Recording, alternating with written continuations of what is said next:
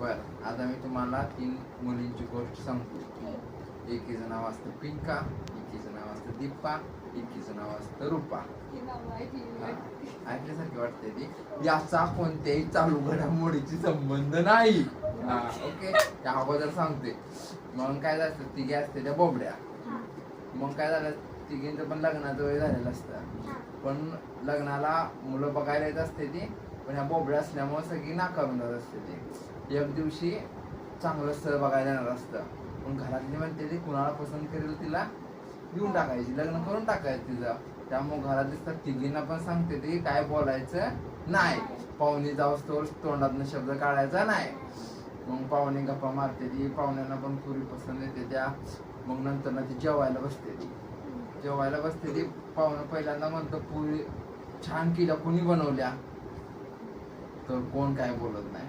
त्यानंतर पाहुणे म्हणते ती शाक छान बनवल्या, कुणी केल्या, कोण काय बोलत नाही. त्यानंतर पाहुणे बोलते ती गुळूनी कुणी केल्या, तोपर्यंत रूपा म्हणती मी किया. तोपर्यंत दीपा म्हणती बुई नको म्हणलं तर बुईनच बशी.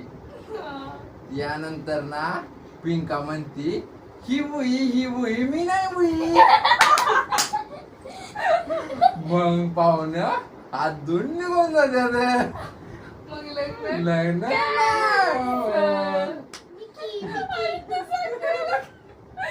डबल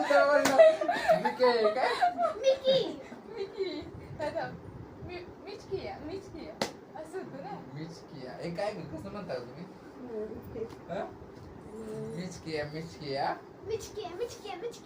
मी मगाशी बरोबर म्हणली ना.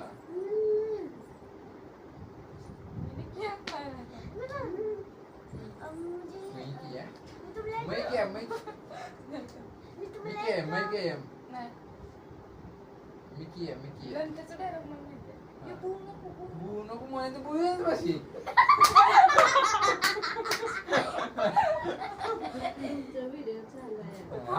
आम्ही ती अगोदर स्क्रिप्ट मध्ये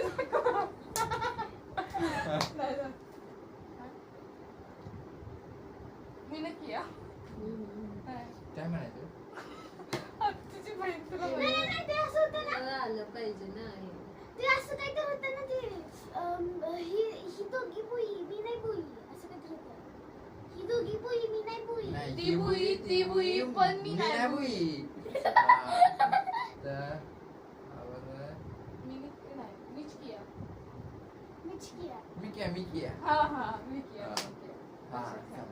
आणि तिच्या माहेरला व्हिडिओ नाही गेला पाहिजे, आपल्याला एंट्री कट करते.